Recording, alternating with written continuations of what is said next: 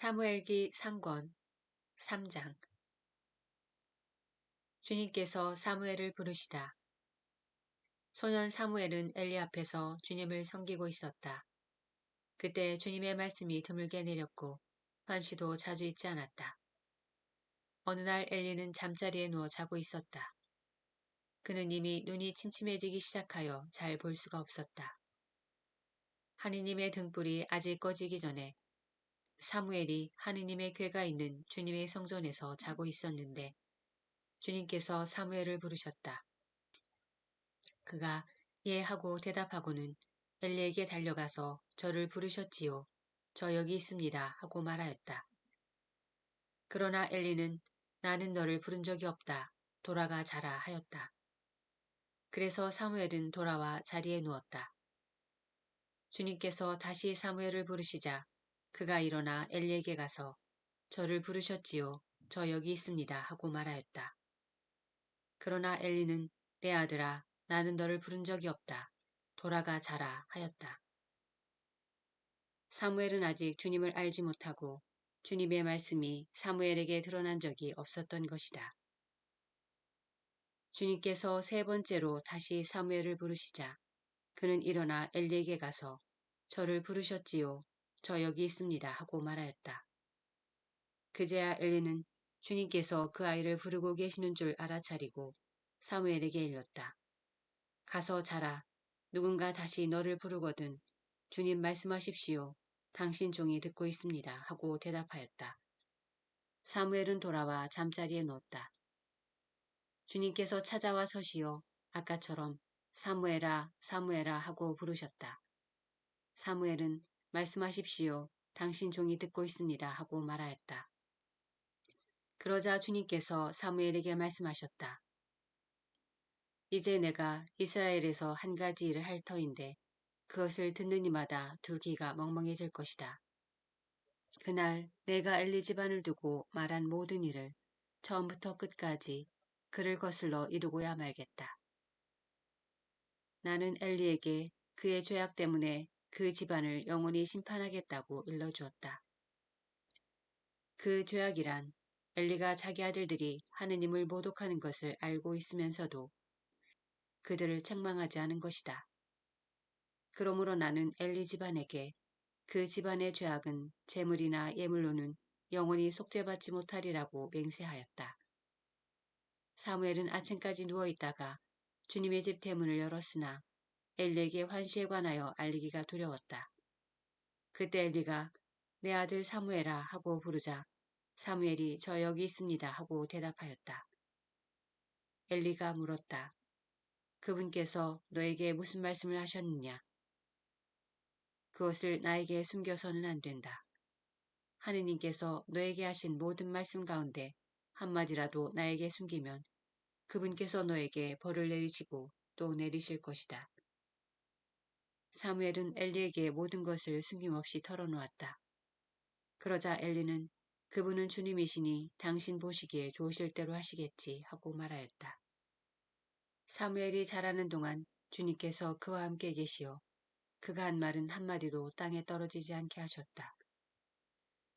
단에서 브엘세바에 이르기까지 온 이스라엘은 사무엘이 주님의 믿음직한 예언자라는 사실을 알게 되었다. 주님께서는 실로에서 거듭 나타나셨다. 주님께서 실로에서 주님의 말씀으로 사무엘에게 당신을 드러낸 것이다.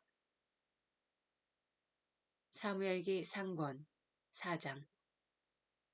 그리하여 사무엘의 말은 그대로 온 이스라엘에 전해졌다.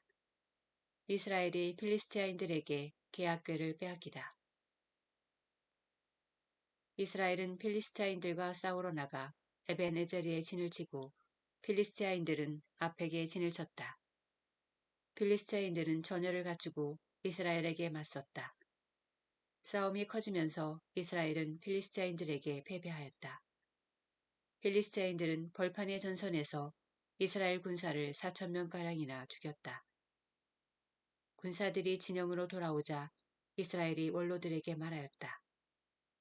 주님께서 어찌하여 오늘 필리스티아인들 앞에서 우리를 치셨을까?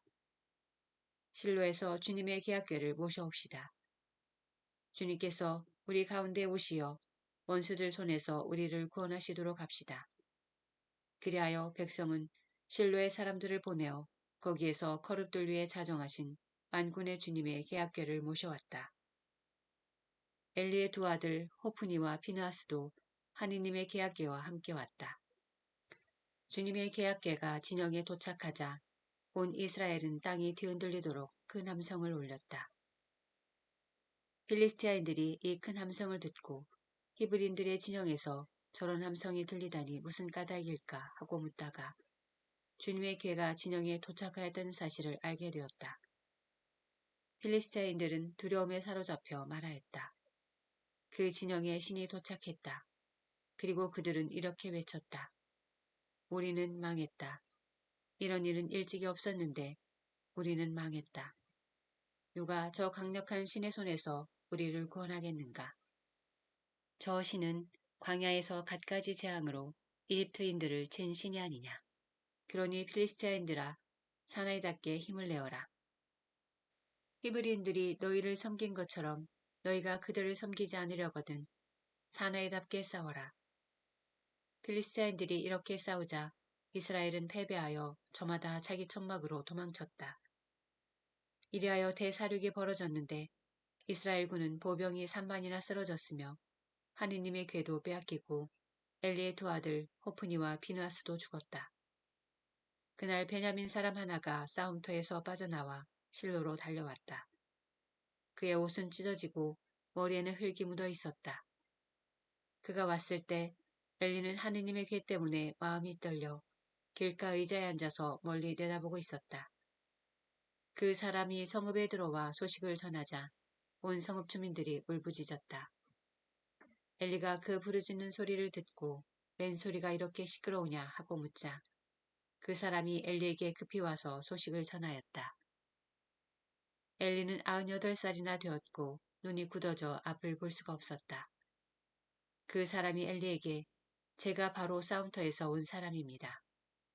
오늘 제가 싸움터에서 도망쳐 나왔습니다 하자 엘리는 내 아들아 그래 그곳 사정이 어떠하냐 하고 물었다. 전령이 대답하였다. 이스라엘은 필리스타인들 앞에서 도망쳤고 군사들이 대학살을 당하였습니다. 사제님의 두 아들 호프니와 비나스도 죽었고 하느님의 궤도 빼앗겼습니다. 전령이 하느님의 궤를 언급하자 엘리가 대문 옆 의자에서 뒤로 넘어지더니 목이 부러져 죽었다. 그 사람은 늙은 데다 몸까지 무거웠던 것이다. 엘리는 40해 동안 이스라엘 앞 한관으로 일하였다. 엘리의 며느리 피느스의 아내는 임신 중이었는데 아이 낳을 때가 다 되었다. 그 여인은 하느님의 궤를 빼앗기고 시아버지와 남편마저 죽었다는 소식을 듣고는 몸을 웅크린 채 아이를 낳았다. 갑자기 진통이 닥쳤던 것이다. 여인이 숨을 거두려 할 때 그를 돌보던 여자들이 아들을 낳았으니 걱정 말아요 하고 일러주었다. 그러나 여인은 그 말에 대꾸도 하지 않고 마음도 두지 않더니 영광이 이스라엘에서 떠났구나 하면서 아이를 이카봇이라 하였다.